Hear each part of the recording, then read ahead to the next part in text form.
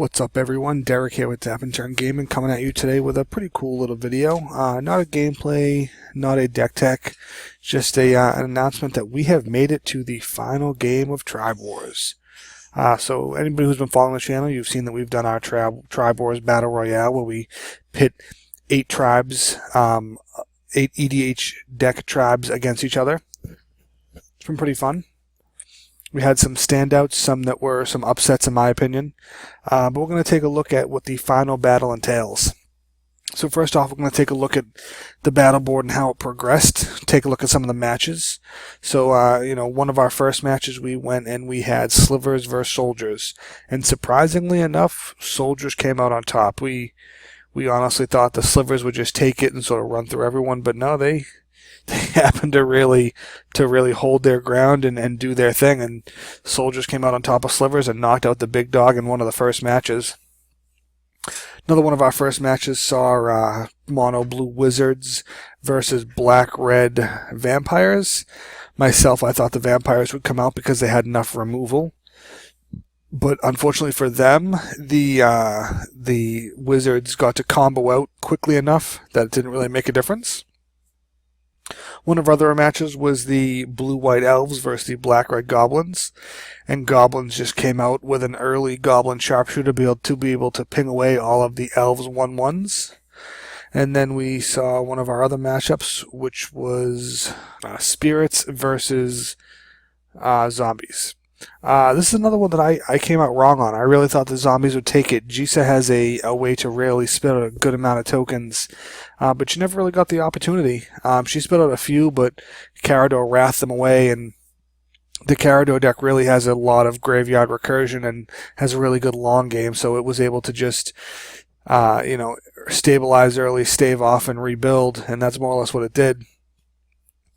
Our second round matchups saw the Goblin deck go up against Wizards, and the Goblin deck almost comboed out. It was actually on the verge of comboing out, had all the pieces on the board, and if not for a timely removal spell by Wizards, it would have comboed out and won.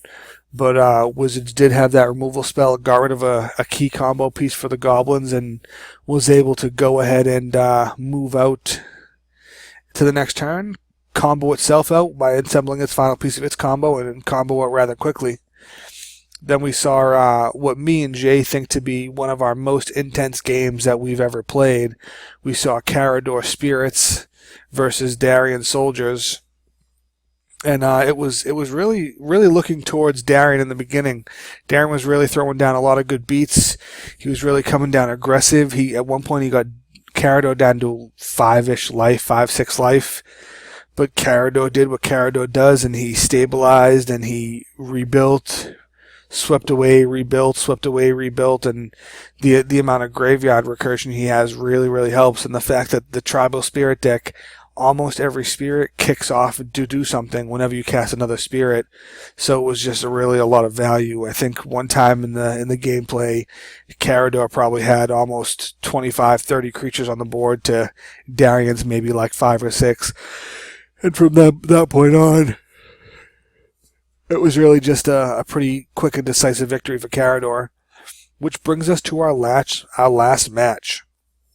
Our last match is the Mono Blue Wizards versus the junk-colored, or now Abzan-colored, Carador Ghost Chieftain. So, what they bring to the table. So first I want to talk about Azami. What Azami brings to the table is blue. And blue is a big deal in Magic. We all know what it can do, what it can stop, and how it can really control the board. But the Mono Blue Wizard deck itself, it has a pretty strong tribe. It also brings to the table the ability to combo out. It has a few different combos it can utilize. Laboratory Maniac, draw all of its cards. You have the opportunity to deck your opponent out if you get the right cards. If you get the right cards, you can also go ahead and make a 40/40 flying creature and swing for the win. So it has a lot of stuff. It also has a pretty hefty amount of removal through counters and bounce and just some removal spells in mono blue. So it does have that going for it, and a lot of its combo pieces are artifacts and enchantments, which make them susceptible to that kind of hate. So their combos are a little fragile, as you can, unless they play them all in one turn, you can see the pieces being assembled and have time to remove them. Its weaknesses, I would say its only weakness really is that the combos all rely on something to be on the board. Multiple piece combos, and that it is monocolored, so it doesn't get the advantage of having another color to support it. And then for Carador has some of his advantage are he's in a great suite of colors. Green for ramp, white for wraths, black for recursion. Like, you can't really ask for much of a better setup of colors than what Carador has packing with him. Some of the things that is cool about Carador is that he has that recursion, and that's one of his greatest strengths, is his recursion, his ability to rebuild after a sweep and rebuild after a sweep and be self-destructive and rebuild. As Azami playing mono blue obviously doesn't pack really much in the way of actual sweepers, but Carador does. I think the Carador deck packs like 5 or 6 sweepers, so it'll suicide and sweep away only to just go ahead and rebuild the next turn. And the Azami deck has no recursion, so if a creature's gone for them, it's gone for good. While Carador, a card in the graveyard, is really just a secondary hand, and we've seen that in the decks that it's played against, that it can really just rebuild.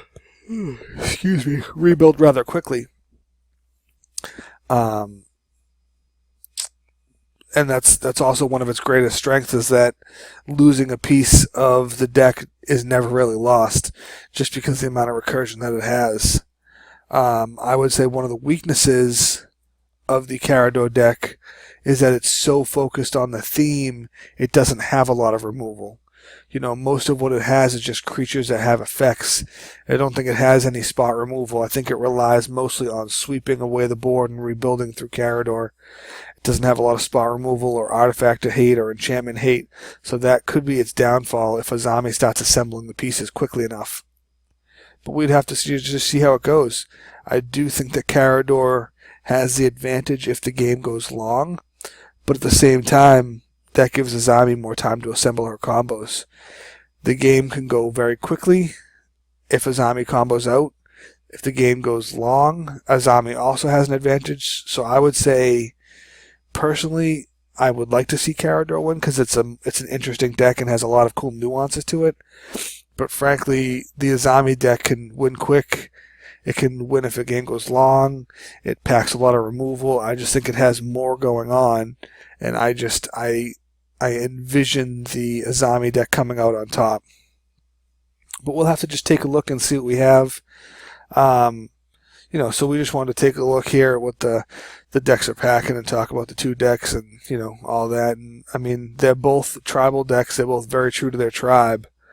But I just think that Azami just probably has more weapons and more synergy, and Carador just relies on recursion and reusing the abilities. Now, don't get me wrong. The abilities that Carador has through its creatures are amazing. It has a lot of exile of cards in hand. It has discard. So even with Carador, if he drops the right cards early and he starts casting spirits and making Azami discard, eventually Azami may have to discard his combo pieces and not be able to win. And it relies pretty heavily on the combo pieces. So we'll have to see. I mean, again, we were surprised when we were surprised when the Elves got knocked out.